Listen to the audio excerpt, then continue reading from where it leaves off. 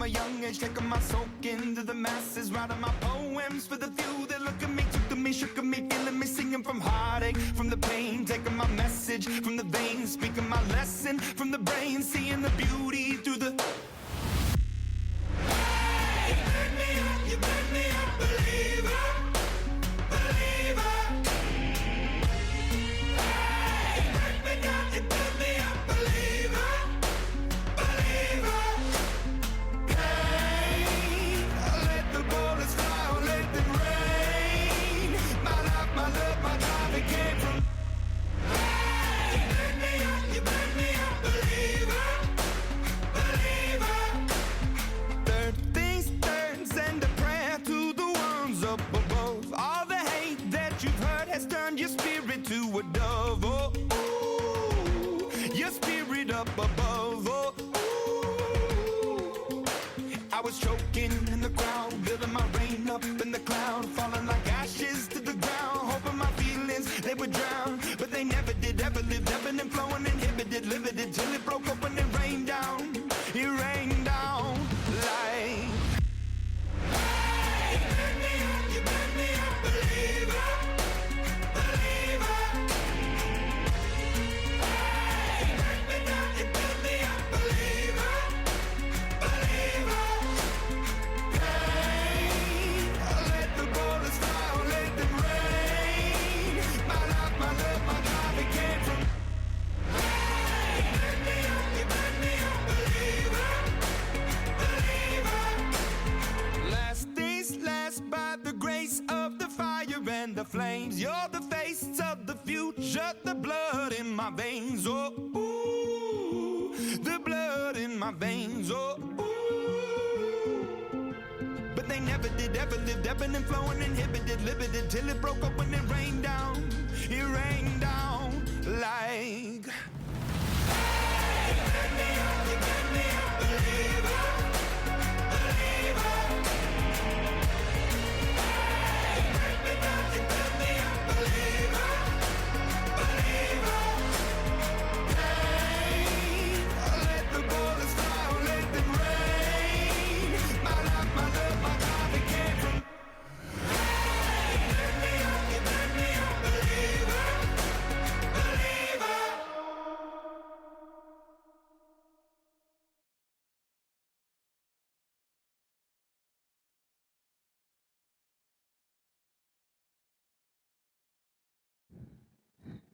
Hey, good evening, everyone. My name is B Shroff, and by profession, I am a juggler. I'm also a Flair bartender and a mixologist. I would like to, maybe I don't know if I have a message really to give today, but I would like to share my story and my journey through this entire last few years of my profession with you. And yeah, share a few concepts with that.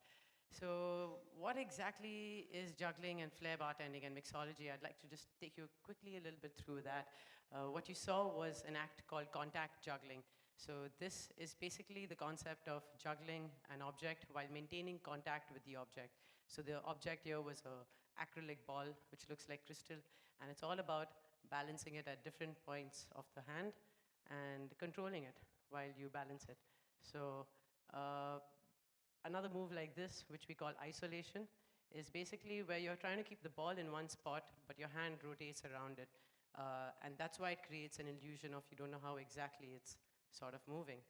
And usually a hand moves up and down, but here it's like the hand goes around the ball. And that's why it creates a different visual than what we are otherwise used to. And that's what contact juggling, that's the experience contact juggling does, brings to you. There's other styles of juggling as well. There are many props. Just like music has so many instruments, juggling has many toys. There are so many props.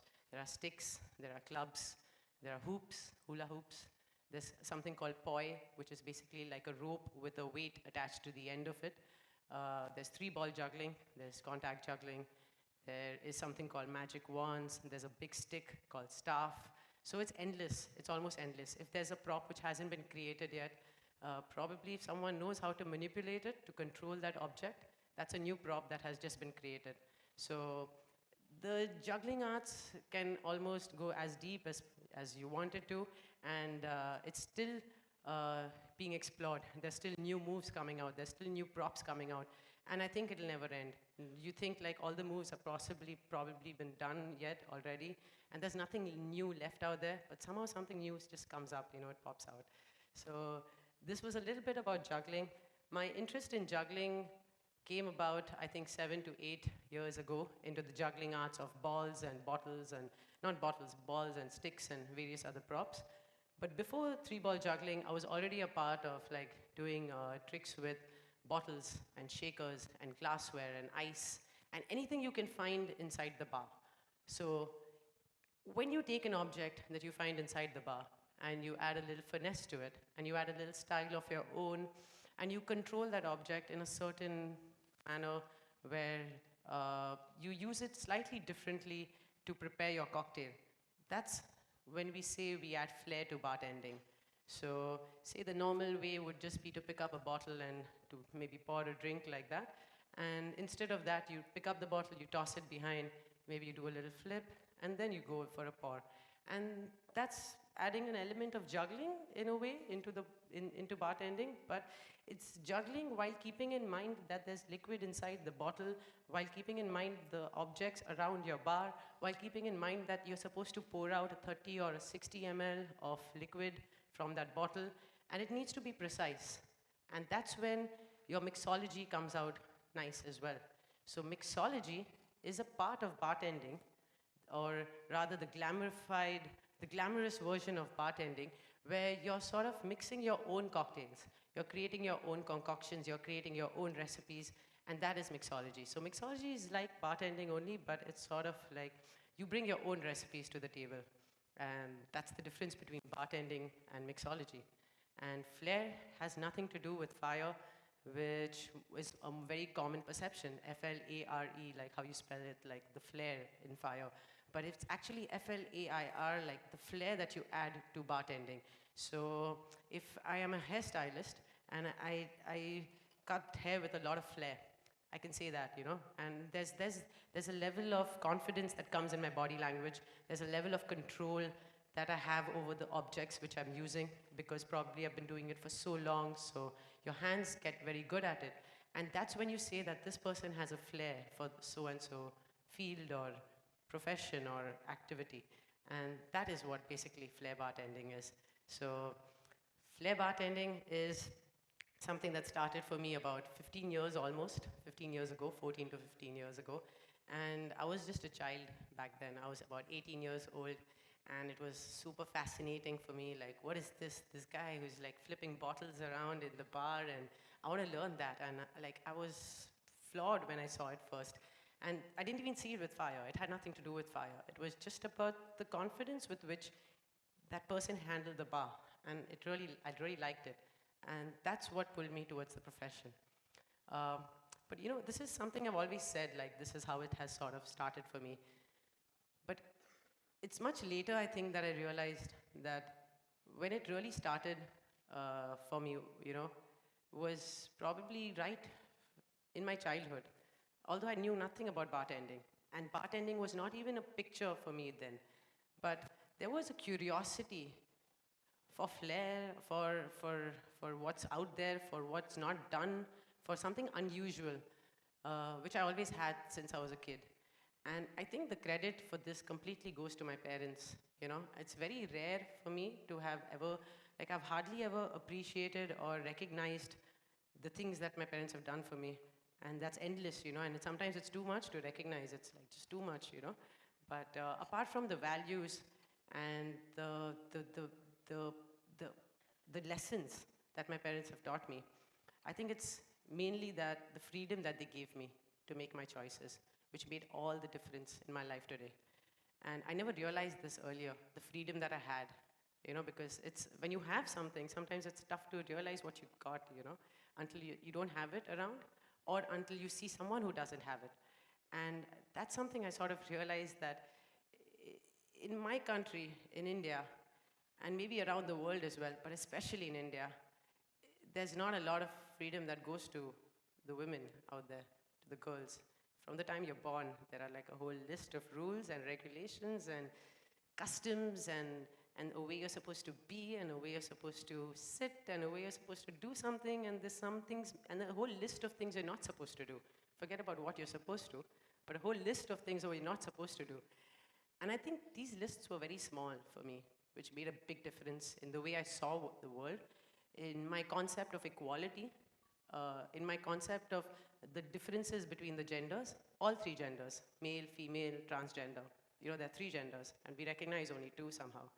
But all these things were the foundation for how I saw the world and my confidence to go out there and pick up something that pulled my curiosity. And if something fascinated me, I would go for it. And that's all because I was not scared or I was not too protected, which I think is about time we reduce the level of protection that we give, which is very tough for I think my parents to do, especially my father to have done. And because I would be out all night sometimes, just chilling with my friends, hanging around on the streets, having chai till late, because I liked it. I liked Bombay by night. Bombay was just too hectic in the day. In the nights, it's quiet, it's peaceful. There's no traffic, there's not too many people, the weather's nice. It's like the whole city is yours, So I loved Bombay in the nights, and I would chill out in the nights. And my dad would tell me to come home early, and he would be super worried, and he would be waiting till 2 a.m., 3 a.m., whatever time I'm not there. And I sort of took it all for granted, which was not the nicest thing to do, but it's that love and care which was still there, and that protection which was there, but they never sort of controlled me. They never put barriers and walls around me to protect me. It was about me being able to be confident enough in whichever situation and be in control of whichever situation and how to face every situation. These are the things which made me confident and which I think gave me a lot, which freedom does. And I think that's a big benefit which I took for granted. So I think that's how I started bartending. That's how I got into the profession of Flair, of juggling, and it wouldn't have happened otherwise. There's a big stigma, I think, also, the word bar, when it goes, especially with the word woman or girl or lady, and there's this whole phase also that we've had in India where they made where they made bartending illegal for women in India. And that was a crazy phase. But I think it happened around the same time when they sort of wanted to ban dance bars, because it's such a messed up industry, right? Dance bars, and it's ruthless, it's exploitative, it's ridiculous. But they connected the bar dancing industry with bars in general, and girls working in bars in general. If you're a hostess or housekeeping or in the kitchen or in the bar or front office, whatever, it doesn't matter. So that sort of, that connection that they went hand in hand, and women were not allowed to work in bars. It's sometimes in India we don't know how to control certain situations, how to fix some situations, and we just ban it. It's it's banned. We don't know how to do anything, we'll ban it. And that was one phase which the bartending industry also went through, of women being banned from the profession. But in India, when things get applied, they don't really get applied. So I still continued working wherever I was working, and there was such a rule, but I never sort of stuck by it.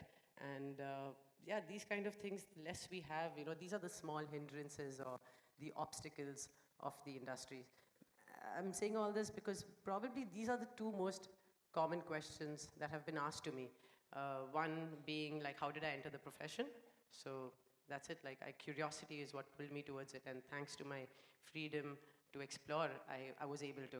And another is, how is it like being a woman in the industry? And earlier I would always say it's just being in the industry. It's like being a bartender. If you're a guy or a girl, it doesn't really matter. There's nothing different about it. Or how is it like being a woman in general? Now I can't really compare it to how is it like being a man, because I'm just a woman, right? So I don't have a comparison as such, but I can see things and I can see how the things are, and I can tell you how it is like to be a woman.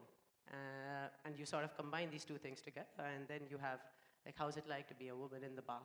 And it's a silly question, but it's actually something I didn't really understand, that there are difficulties and there are obstacles that some might have to go through just based on your gender, just solely on your gender.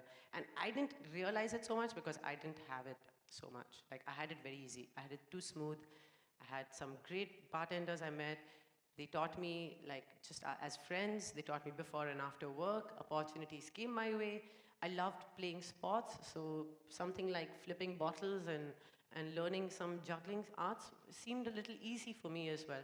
And it sort of just, the ball kept rolling. Opportunities came my way, and I was in a field which was at its niche back in 2003. Back in 2003, I think there was about 5 or 6 Flair bartenders in entire India, including men and women. And me and my friend Delnaaz, the two of us were amongst the first. And we learned from the best. That's why it was so easy, you know? Hey, thank you. so, so that's why it was so easy, and it was a smooth ride for me. And I never took it for, I kind of took it for granted that it's easy. If you're a girl, of course it's easy. People will welcome you with arms wide open, which is true. But there will also be all the preconceived notions and stigmas and judgmental approaches that will also be there, which you won't see and they won't tell you to your face, but it will be there and you will feel it. And you might not feel it also, but you will indirectly feel it somehow. And it'll take time and it'll pass.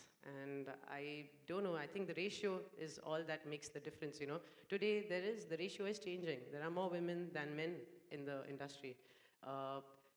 In management and senior positions, still I think it's a major majority of men, and that makes a big difference, you know.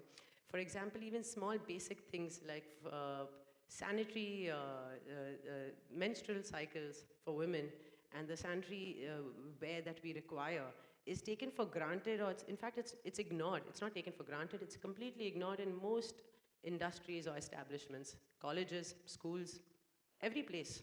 It's something we don't discuss, it's unheard of, right? It's something you don't speak about, especially if you're not a girl, right? Like it's not your problem, right?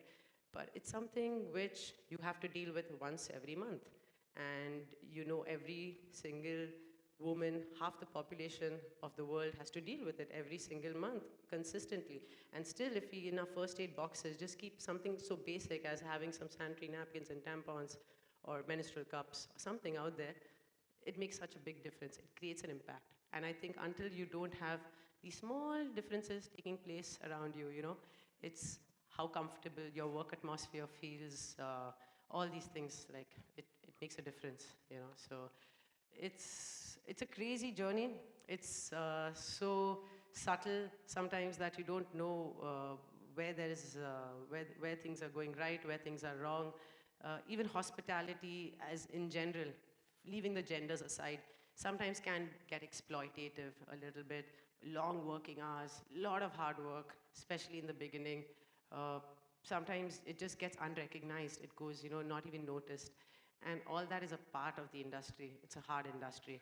But it usually does get better. And I think the industry is also improving with the way people are treated, with your basic securities and work practices, with dignity of labor. That's something that's also changing in India. That's something that never existed almost. Like maybe when I was a child, it was like there was some 7 professions that you have to kind of go into, and you select those 7 professions. And if you do anything else, it's like, you know, you couldn't make it to those 7 professions, so you're doing this. And if you're doing something else, oh, because you couldn't make it to here, you're doing that. But it wasn't something that you chose out of choice and out of passion. And that, I think, is changing today also, drastically. There is dignity of labor coming in. Every single profession that exists has value and should have that respect, and including the unpaid professions, you know? Like, it's funny that I'm here today and speaking to so many of y'all, you know? Why? Like, what's the big deal? Like, okay, you practice a certain skill for a few years or a few months, you will get good at it. But what is the reason that I'm here is because there's a profession that I'm a part of which is very unusual. And it's more unusual for women to be a part of the profession. And therefore, I'm today speaking to you all and sharing my experiences. But what about the very common professions that we take for granted sometimes? Like, which is the most common profession, do you think? In the world, or maybe India? Let's go with India. What do you all think? Any guesses? Engineering, yeah, maybe. Let's see, okay, engineering could be the most popular profession or most common profession, but I'm thinking, you think maybe the housemaker would be even more common? I'm guessing, I have a feeling like, it feels like half the population of India is today a housemaker. because half the population, someone's taking care of the house, mostly. You have some families and some households where you have both partners being the housemaker and both partners working outside and all of that. But in most generic perspectives, I think housemaker and agriculture and maybe engineering as well. These three are the most common or popular professions that have become today. But the only thing is the housemaker is not a paid profession, unfortunately. And therefore, the respect or value, not respect, but value that it receives is not up to the mark that it should have, you know? Because that's one of the craziest, toughest professions ever. Like, that's like being the general manager of a hotel and more. Like, you have to not just handle food and kitchen and like the bar or like housekeeping and like guest relations and managing children and being an educator and handling accounts and handling like a whole bunch of other things. And it's crazy. And like that's a profession I would run far away from. And I can't ever imagine stepping into a profession like that. That's impossible for me because it's too hard. It's too difficult. And it's like, I need more gratification, I need more appreciation, I need people, I need a stage to perform and I need people to clap, you know, I love that. But when it's like that appreciation is not there, then it's like that motivation goes down. And these are the professions, you know, which we have taken for granted, which are so common. You'll find so many people doing it, but it's the most craziest and beautiful professions that exist today. And I wish there was a way to give it the respect, appreciation, and the gratitude that it deserves. But sadly, it's the best things in life come for free, and this is one of them, you know. So it's, yeah, this is just a little bit about the different professions and my views on them. And yeah, I think but it's a crazy world out there, but it's all within our control, and it's how crazy we make it, and it's how we see it. Every perception is like, the truth is because you believe it, and it's true for you, you know. It's otherwise sometimes you don't want to believe something, it's almost like it doesn't exist. And that's how humans are, our minds are. And it's a good thing, a bad thing, it's an ugly thing. So, but yeah, that's a little bit about my profession. And yeah, I would like to do a little demonstration still further about Flair, another juggling act that I do on stage. And this is something I usually do outside the bar because I don't want to, like, it's just for safety and hygiene reasons, that when you're using fuel and you're using a bottle, that's an empty bottle, and we just add some fuel. There's a little bit of tissue on the top that takes the fuel.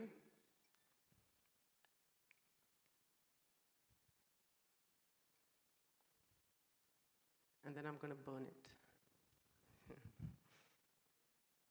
So whenever, if someone is playing with fire, I mean, the word playing is such a misunderstood word, but if you're practicing or performing with fire, it's something that safety comes definitely first, you know.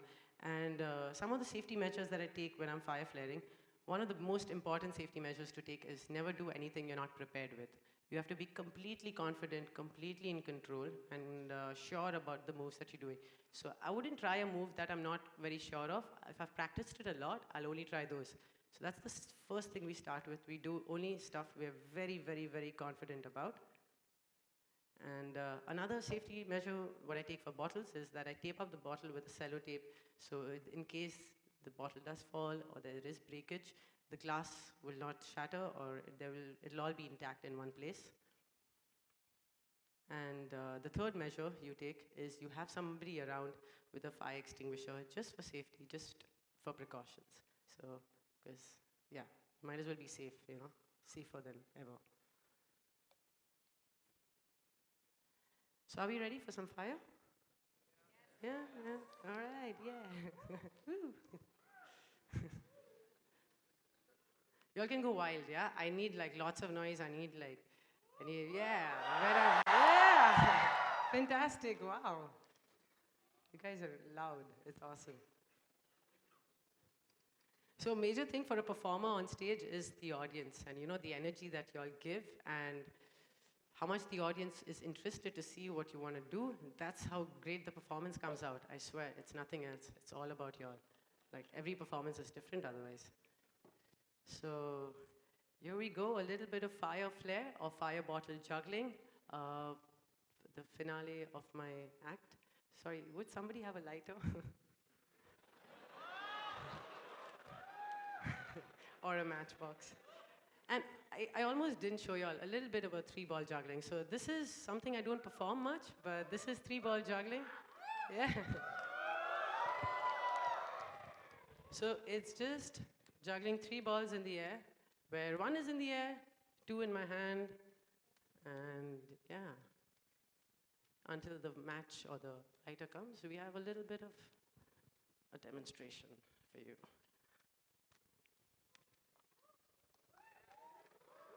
All right.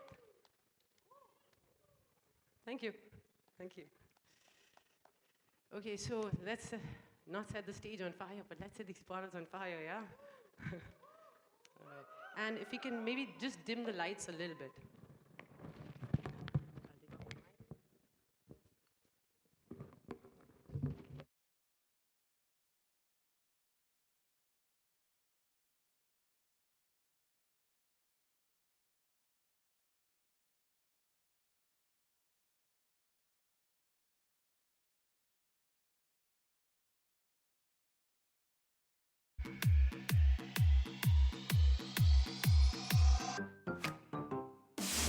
Mesdames et messieurs, s'il vous plaît, soyez prêts pour Aaron Chupa et Albatraoz. C'est parti!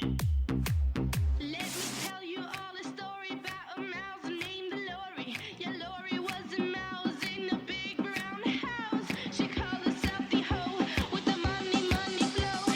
But fuck that little mouse, 'cause I'm an albatross.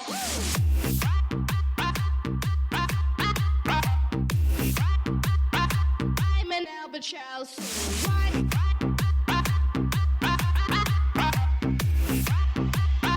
I'm an albatross. Yeah, Lori said she was a mouse. Smoked the cheese and like a owl. The money, money, money, ho. Chinka, chinka, chinka, blow. Lori was a witch. Yeah, a sneaky little bitch. So fuck that little mouse, 'cause I'm an albatross.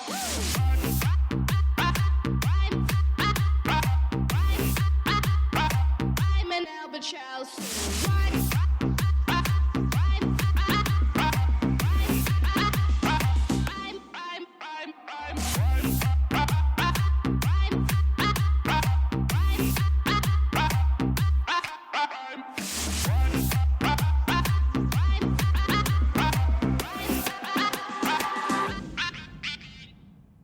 Mesdames et messieurs, s'il vous plaît, soyez prêts pour Aaron Chupa et Albatraoz.